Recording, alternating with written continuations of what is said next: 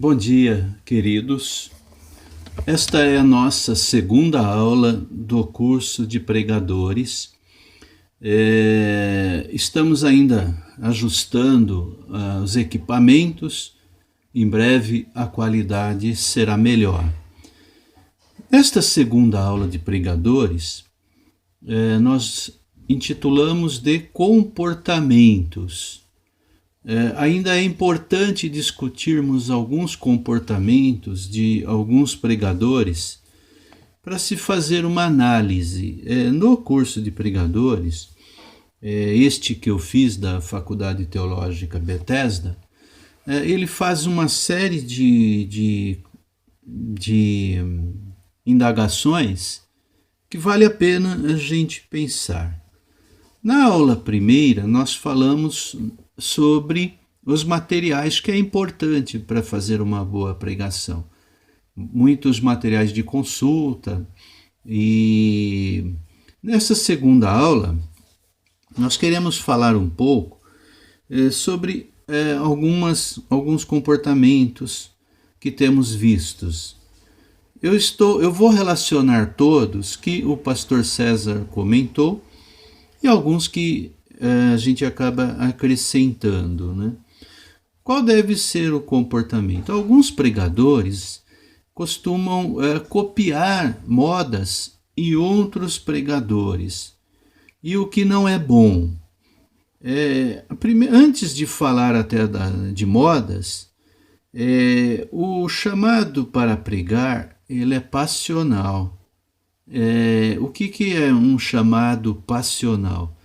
É que nós nos apaixonamos por Cristo, pelo Evangelho, e nós queremos pregar.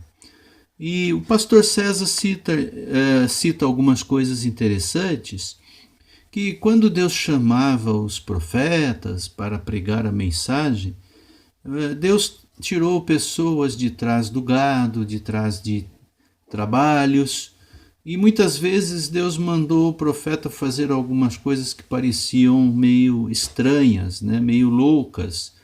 Mas a pessoa que prega a palavra de Deus e que ama o chamado e que ama a palavra, muitas vezes ele é diferente, ele prega algumas coisas diferentes, ele usa métodos diferentes, né?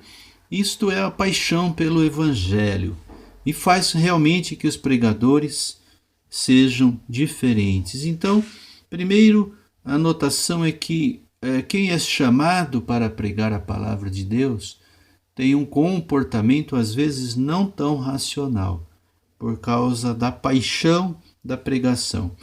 Ele cita lá Oséias, que se casou com uma prostituta, e outras coisas estranhas, né? Elias andou 3 anos e meio nu. Tem algumas passagens que às vezes nós não entendemos, mas que Deus faz algumas formas, trabalha de algumas formas diferentes. Então, é normal que o pregador às vezes seja considerado um pouco estranho. Porém, há alguns comportamentos que muitas pessoas seguem modismos e que não é bom. Você tem que ser você mesmo e deixar Deus te usar como você é, com as suas qualidades. E alguns comportamentos não são bacanas, não são legais. Por exemplo, ele conta, o pastor César, em algumas informações assim: não seja extravagante. Alguns pregadores colocam sapatos estranhos, né? Sapatos coloridos, cabelos diferentes, pintados de cores diferentes, alguns paletós que chamam mais atenção do que o pregador. Uns gostam de usar lenços enfeitando, uns jogam lenço, puxam lenço, outros arrumam as sobrancelhas de modo totalmente estranhos.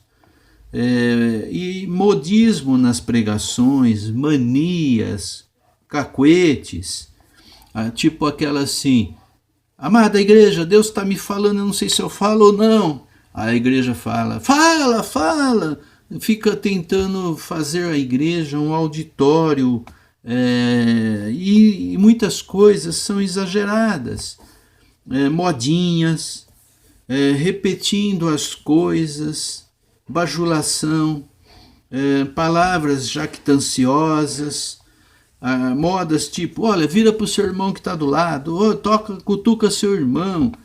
Nós vamos falar novamente isto mais para frente, onde nós falamos de você manter o auditório cativo, né?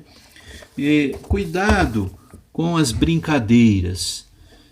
Brincadeira é bom, é saudável? Depende do limite.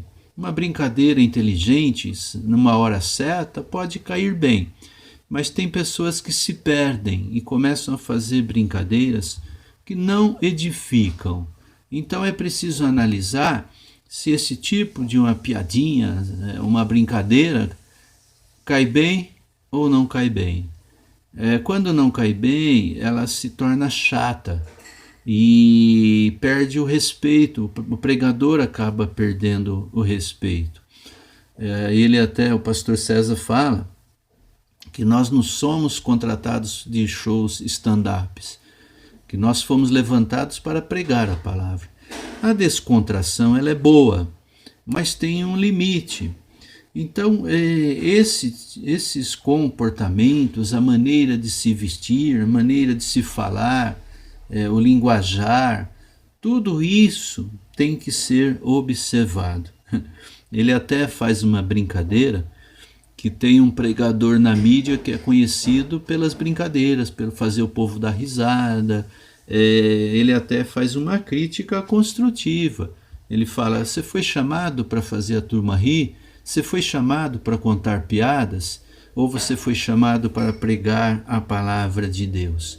Então, esses comportamentos é importante avaliar. Uma vez alguém chegou para mim e falou, eu não gosto de igreja de crente porque eles acham que a gente é surdo, eles berram, eles gritam. Então até onde, né, você pode levantar a voz para pregar, até onde é bom dar uns gritos, até onde não é bom fazer isto, né? Precisa gritar, precisa usar modas, precisa, ainda falando um pouco de modas, e aí eu já acrescentando, né? Há igrejas que hoje escurecem a igreja, pintam tudo de preto, colocam luzinhas para ficar piscando. Eu acho que tudo tem que ser moderado, né? Hoje o altar já não é mais aqueles altares antigos de madeira, né? O púlpito já não é mais aquele púlpito antigo, hoje já é mais moderno, tem alguns desenhos, tem algumas luzinhas de neon. Então, não é pecado fazer essas coisas, mas tudo tem que ter um equilíbrio, porque senão o ser humano ele acaba usando fatores humanos para tentar levar a palavra de Deus, ele acaba usando artifícios, e aí tudo tem que ter equilíbrio, né? Porque o objetivo maior é a palavra de Deus, é a pregação. Então, são essas coisas comportamentais que nós devemos pensar muito. Por exemplo, entrando ainda em comportamentos, obedecer os horários de culto, ser mais, não rigoroso, né? Mas ter tudo programado, porque a pessoa que vai assistir ao culto, ele já programou a cabeça dele, os horários. Algumas pessoas falam assim, mas tem que dar liberdade ao Espírito Santo. Concordo, mas o Espírito Santo não é de confusão. Então tem pessoas que acham que tem que pregar 3 horas, 4 horas, 5 horas, senão não é uma pregação. Não é necessário. Também a pregação ela tem que ser também racional, né? Tem que ser, obviamente, com o poder de Deus, com o Espírito Santo, mas ela também tem que ter equilíbrio entre as partes. Eu quero fazer uma pergunta para você. Você gosta de ouvir todos os pastores e pregadores? Outro sofisma, né? Pessoas falam assim, mas a pessoa tem que ir na igreja por causa da palavra, não por causa do pastor. Isso é uma meia mentira. Obviamente a pessoa tem que ir por causa da palavra, ninguém discute isto. Mas se o pregador não tiver um bom trabalho, não tiver um bom preparo, se ele não organizar as coisas, ninguém aguenta. Ninguém aguenta. Eu queria que você fizesse uma análise dos pregadores que você gosta, que você admira, e você analisasse como que eles se comportam. Por exemplo, o que o Silas Malafaia tem de bom? Qual é o comportamento dele que te agrada e o comportamento que você acha que não é legal? Marcos Feliciano, Paulo Júnior, Nicodemos, quem mais? Tem vários pregadores que você admira.